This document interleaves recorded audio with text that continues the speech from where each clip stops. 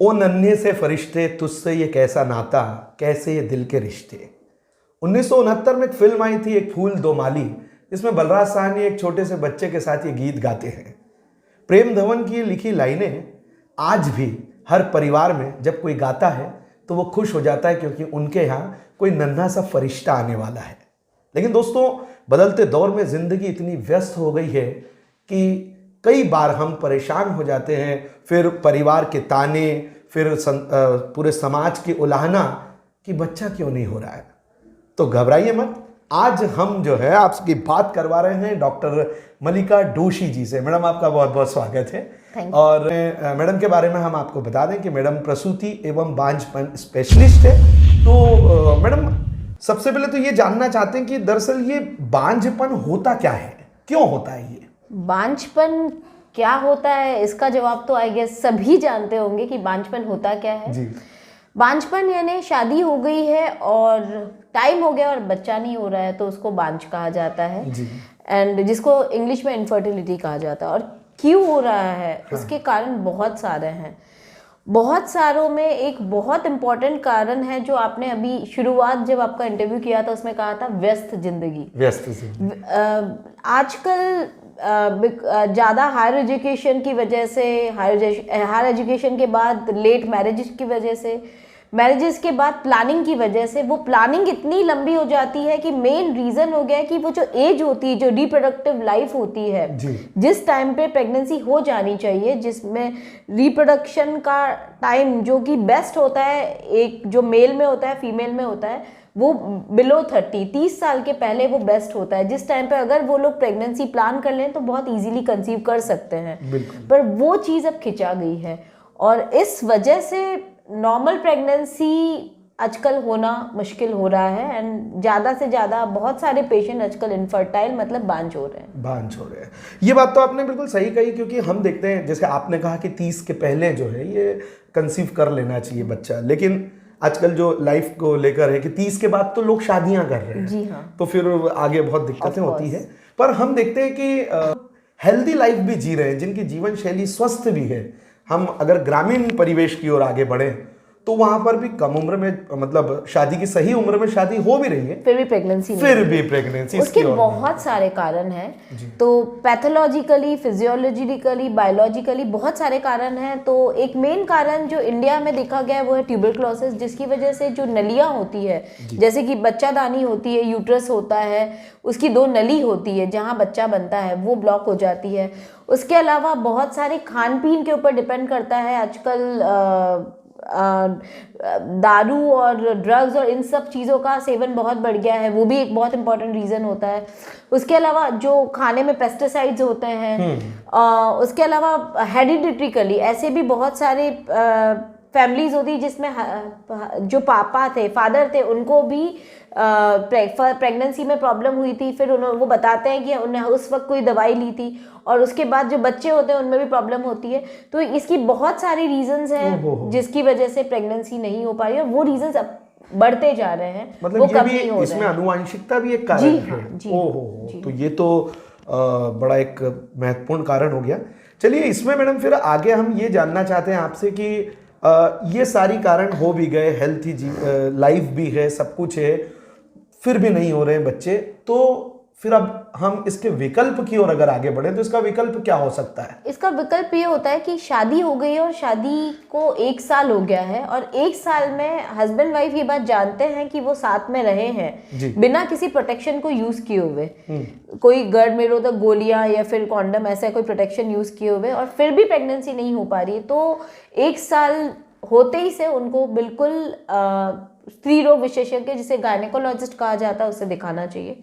और गायनेकोलॉजिस्ट को दिखाते हुए भी उनको 6-7 महीने हो गए, उनको लग रहा है कि अभी भी बच्चा नहीं हो पा रहा है, तो बिल्कुल उनको बांझपन विशेषज्ञ, मतलब हम भी गायनेकोलॉजिस्ट हैं, लेकिन हमने गायनेक के बाद में 5 साल की पढ़ाई सिर्फ बांझपन पे की है, तो फिर हमारे पास स्पेशल डॉक्टर्स के पास जाना चाहिए।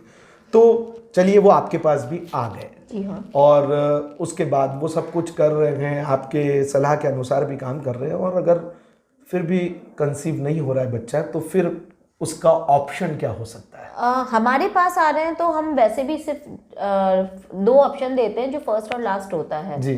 तो पहला ऑप्शन होता है आईयूआई। आईयूआई बहुत तरीके से होता है पर उसकी ओवरऑल सक्सेस रेट पूरी दुनिया में काफ़ी कम है, 18% है सिर्फ। मतलब 100 लोगों में से 100 लोग कराएंगे तो सिर्फ 18 पॉजिटिव आएंगे। और नेक्स्ट लास्ट आखिरी उपाय जिसको कहते हैं test tube baby. Test tube baby जिसको आईवीएफ जिसको कहा जाता है लेमन टर्म में, टेस्ट ट्यूब बेबी, तो वो ही आखिरी इलाज बचता है। मैं इसी की ओर आगे बढ़ रहा था। आईवीएफ टेस्ट ट्यूब बेबी को लेकर भी लोगों में बड़ी धारणाएं रहती है, तो ये कब कराना चाहिए, शादी के कितने समय बाद कराना चाहिए, इसके क्या कोई कारण ऐसे तो नहीं है जिससे इसके कोई दुष्प्रभाव हो ऐसा, तो ये थोड़ा सा बताइए टेस्ट ट्यूब बेबी कब होना टेस्ट ट्यूब बेबी अगर आपकी शादी को 3 साल से ऊपर हो गए हैं और पिछले 3 साल में आपने सारे ट्रीटमेंट ले लिए हैं जो कि शुरुआती ट्रीटमेंट होते हैं जिसमें ओवुलेशन इंडक्शन आता है, सोनोग्राफी आती है, नॉर्मल संबंध रख के देख लिया है, आईयूआई भी करवा लिया है और ये सब कम से कम आप पिछले 2-3 साल से करवा रहे हैं, तो फिर बिल्कुल आपको टेस्ट ट्यूब बेबी के लिए जाना चाहिए।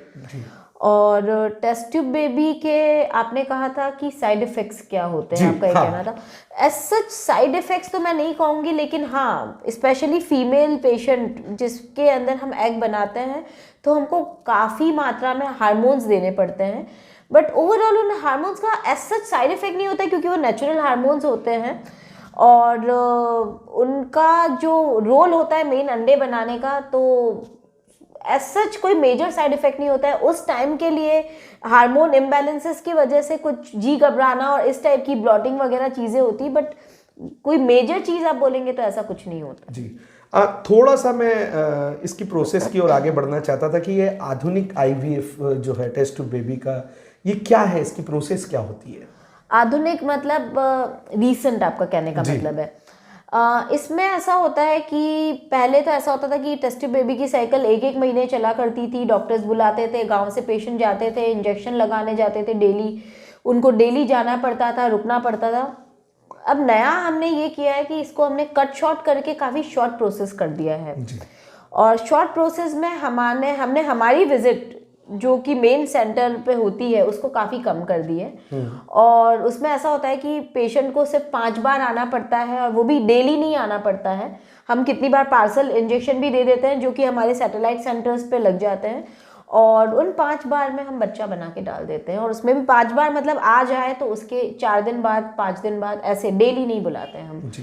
प्लस जो न्यू टेक्नोलॉजी की बात करेंगे आप तो उसमें काफ़ी नई टेक्नोलॉजीज़ आ गई है जिसको इट्सी जो की प्रैक्टिस होता है, इट्सी के साथ साथ आजकल हम लोग हैचिंग भी करते हैं। हैचिंग एक अलग प्रोसीजर है, मैं समझाना चाहूँगी, आप समझ भी नहीं पाएंगे, लेकिन उसमें सक्सेस रेट बढ़ जाती है। हैचिंग के साथ साथ पहले बच्चे को हम 3रे दिन डाला करते थे, आजकल हम बच्चे को 3रे दिन की बजाय 5वें दिन, जिसको ब्लास्टोसिस ट्रांसफ़र कहा जाता है, वो करते हैं। उसमें ओवरऑल सक्सेस रेट काफ़ी बढ़ गई है।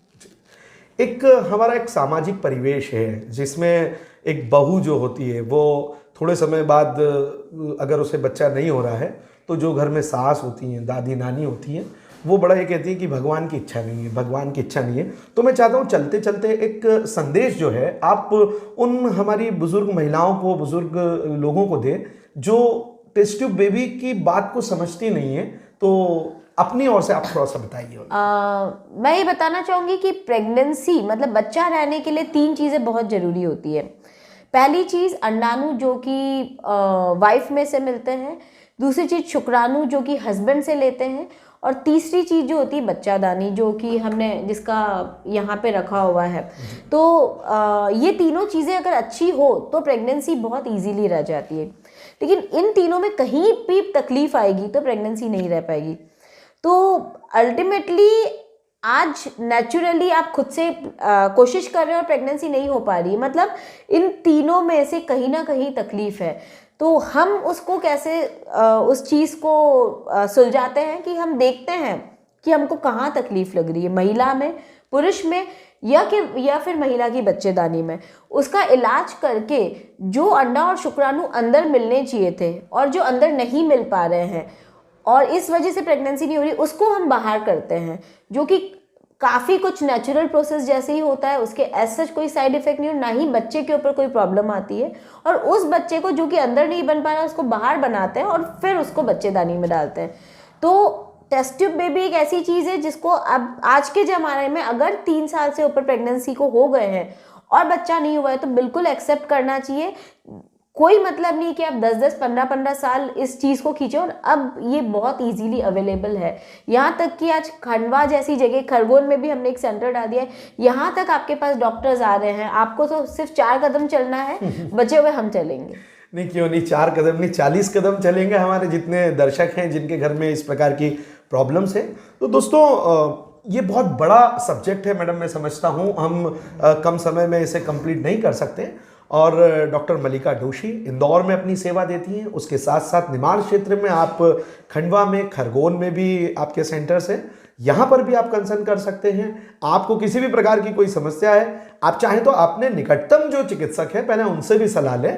और मैडम का नंबर जो है, हम मैडम आपका नंबर डिस्क्रिप्शन में डालने की हम इजाज़त चाहते हैं आपसे। बिल्कुल, आप को हम नंबर दे देंगे ज़रूर, तो आप इस नंबर पे भी कांटेक्ट कर सकते हैं। और आपका इससे रिलेटेड कोई भी सवाल हो आप ज़रूर हमें कमेंट करिए, और हम अगला वीडियो जो है मैडम से उसी बारे में बात करेंगे।